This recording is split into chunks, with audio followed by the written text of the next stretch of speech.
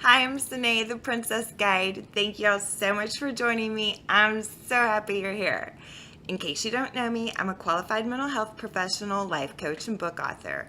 If you'd like to get an autographed copy of one of my books or schedule a personal session with me, all the information is in the description box. Now, let's talk about life. Before we get into today's reader question, I just want y'all to know that I love hearing from y'all. So if you have a question that you'd like for me to answer on a future episode, all of the information of how to contact me is down below in the description box. Okay, so here's today's question. I just went through a breakup and I'm having a really hard time getting over it.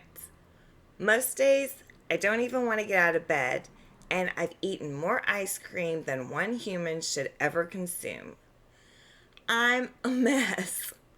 What can I do to get over my breakup? I don't know about y'all, but I think we can all relate to this question at some point in life.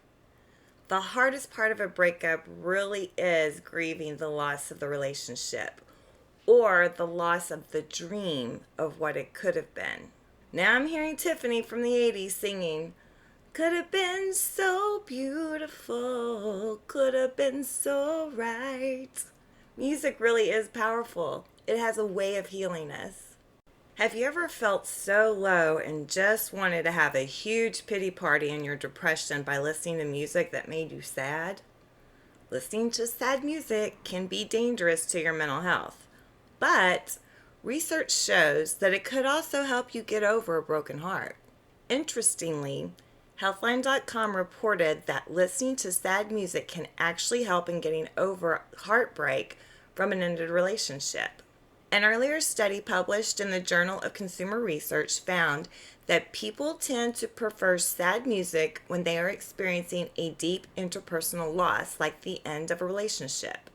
The authors of that study suggested that sad music provides a substitute for the lost relationship. They compare it to the preference most people have for an empathetic friend, someone who truly understands what you're going through, the report stated. I guess Elton John was right when he sang, "Sad songs say so much." When I recorded the album for my book, The Princess Guide to Healing a Broken Heart, I chose songs that went along with what I was writing about. Honestly, a couple of them made me cry even in the recording studio as I was singing them. They hit close to home, and I obviously wasn't over it at the time. That just told me I had more work to do, and I did.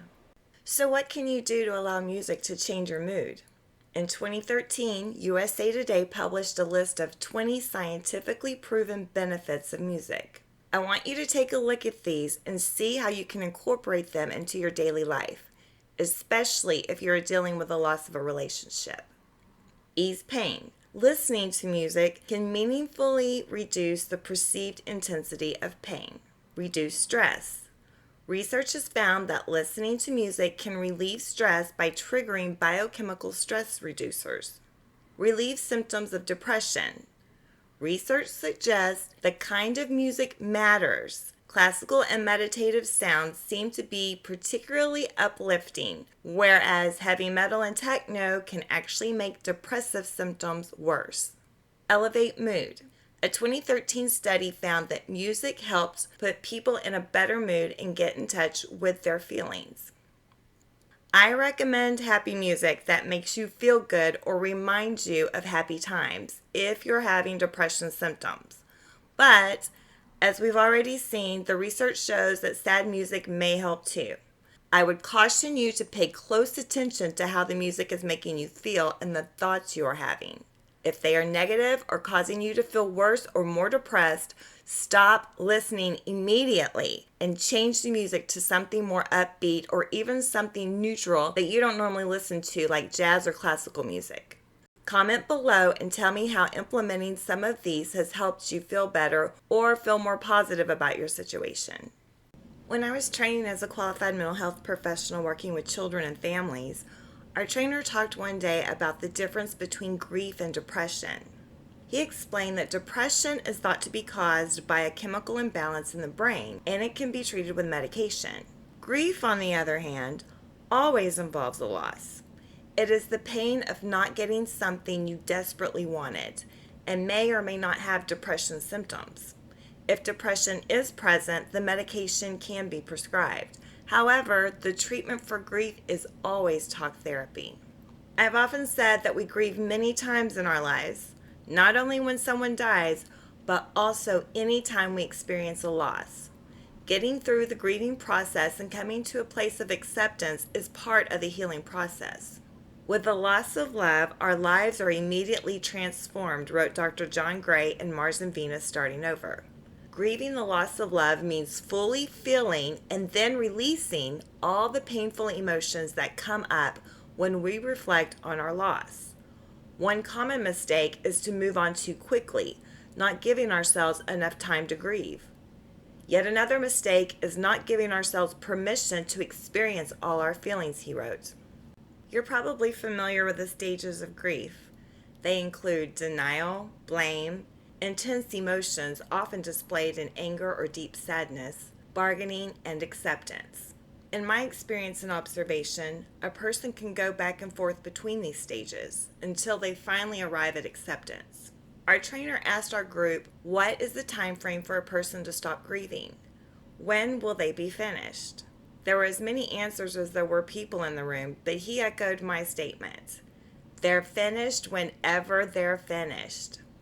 As I explained in the Princess Guide to Healing a Broken Heart, you may think you worked through a step and have gone on to another one, only to realize that you still have issues in that area. It's perfectly fine and normal to go back and deal with it. The same holds true for grieving.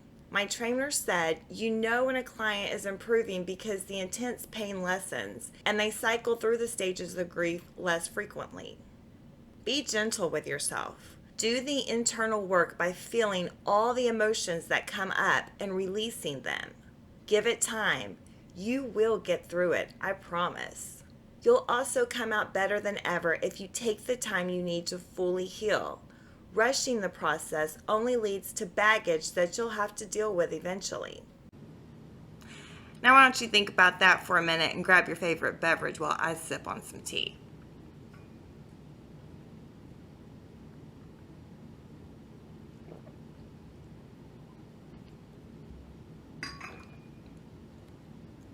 Sometimes we need help from others to guide us through a process. Studies have shown that the small sliver of people, 8%, who do actually stick with their goals and finally achieve them, do one thing differently. They get help. It's as simple as that. They find someone who can take them by the hand, someone who has already done what they're trying to do, and they ask this person to show them the way, wrote author John Asraf in a newsletter. When I say I can relate to what you may be going through, I really can. During the time of writing my first book on healing a broken heart, I was healing from my own broken heart. I have been through marriage issues, relationship breakups, unrequited love, and friends and family problems. In short, I know what it's like to be truly broken. Ernest Hemingway wrote, "We are all broken. That's how the light gets in." I believe that statement to be true. I absolutely adore stained glass windows.